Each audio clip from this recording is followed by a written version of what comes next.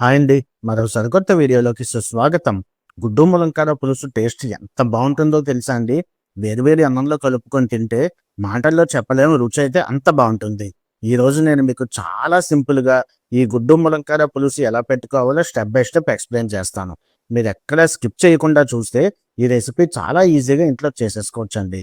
కాబట్టి ఇంకా అస్సలు ఆలస్యం చేయకుండా ఇవాల్టి మన రెసిపీ అయిన గుడ్డు ములంకాడ పులుసుని స్టార్ట్ చేసేద్దాం. పదండి వీడియోలోకి. ముందుగా కడాయి తీసుకొని ఒక 2 చెంచాల నూనె వేసుకుందామండి. అది లైట్‌గా వేడెక్కిన తర్వాత ఒక్క అర స్పూన్ పసుపేసేసుకొని, అందులో ఉడికించిన కోడిగుడ్లయితే వేసేసుకుందామండి.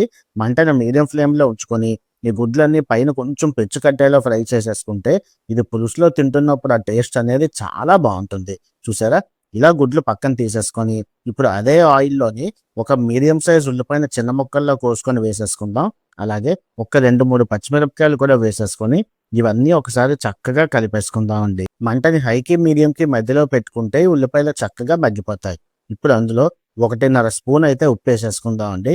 ఉప్పేసుకున్న తర్వాత ఈ ముక్కలన్నిటికీ ఉప్పు పట్టేలా ఒక్కసారి కలిపేసుకొని మంటని మీడియం ఫ్లేమ్ చేసేసి మూత పెట్టి ఒక్క 2 నిమిషాలు మగ్గనిస్తే ఈ ఉల్లిపాయలనేవి మనకు కొంచెం మగ్గిపోతాయి. ఇప్పుడు అందులో ఒక 2 మీడియం సైజ్ టొమాటోల్ని ఇలా పెద్ద ముక్కల్లా కోసి వేసేసుకొని మూత పెట్టి కొంచెం మగ్గించుకుందామండి. ఈ టొమాటోలు ఒక 30% కొంచెం సాఫ్టెన్ అయిన తర్వాత ఒకసారి చక్కగా కలిపేసుకుందామండి. చూసారా? ఇలా మగ్గితే సరిపోతుంది.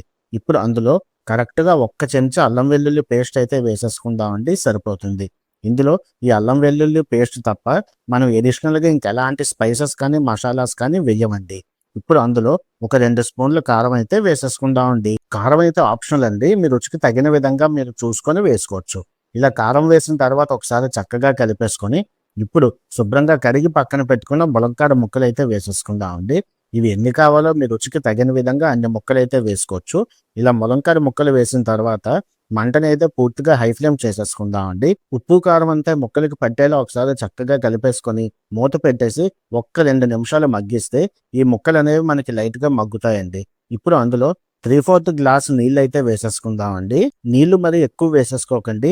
ఎందుకంటే తర్వాత మళ్ళీ మనం చింతపండు పులుపైతే వేస్తాం కాబట్టి మరీ పలచగా అయిపోయినా సరే టేస్ట్ అయితే అంత బావుండదు. ఇలా హై ఫ్లేమ్‌లో ఒక్క 2 నిమిషాలు మరిగిన తర్వాత ఇప్పుడు ఒక నిమ్మకాయ సైజ్ అంత చింతపండుని ఒక గ్లాస్ నీటిలో అరగంట ముందే నానబెట్టి పక్కన పెట్టుకున్న ఆ నీళ్ళనైతే ఇందులో వేసేసుకుందామండి. చూసారా? హై ఫ్లేమ్‌లో ఇది మరుగుతూ ఉంటే ఎంత చక్కగా కనిపిస్తోందో. ఇప్పుడు మూత పెట్టేసి ఒక్క 3 నిమిషాలు మగ్గించుకున్నామంటే మన ములక్కాడ పులుసు అయితే రెడీ అయిపోయినట్టేనండి. ఇప్పుడు అందులో గుడ్లు వేసేసి మూత పెట్టకుండా మరొక్క 2 నిమిషాలు అలా ఉంచామంటే ఇది మంచి కన్సిస్టెన్సీలోకి వచ్చి అన్నంలో కలుపుకోవడానికి పర్ఫెక్ట్ పులుసు అయితే రెడీ అవుతుందండి. ఇప్పుడు పైన ఓ గుప్పెడు కొత్తిమీర జల్లేసుకుంటే ఎంతో టేస్టీగా ఉండే గొరుగుడ్డు ములంకాడ పులుసు అయితే రెడీ అయిపోయినట్టే. ఈ గుడ్డు ములంకాడ పులుసు వేడి అన్నంలో కలుపుకొని తింటే టేస్ట్ అయితే చాలా బావుంటదండి. ఇందులో మనం ఉప్పు, కారం, అల్లం వెల్లుల్లి పేస్ట్ తప్ప అడిషనల్‌గా ఎలాంటి మసాలా పౌడర్స్ అవి వెయ్యం కాబట్టి చాలా నేచురల్ ఫ్లేవర్‌తో ఈజీగా డైజెషన్ అయిపోయే విధంగా ఈ పులుసు అయితే ఉంటాదండి. అదండి. మరి ఇంత మంచి రెసిపీని నేను మీకు చూపించినందుకు మీరు వీడియోని తప్పకుండా ఒక లైక్ అయితే చేస్తారని నేను ఆశిస్తున్నాను. అలాగే మీకు అవకాశం ఉంటే మీ ఫ్రెండ్స్ అండ్ ఫ్యామిలీ మెంబర్స్‌కి కూడా ఈ వీడియోని షేర్ చేయండి.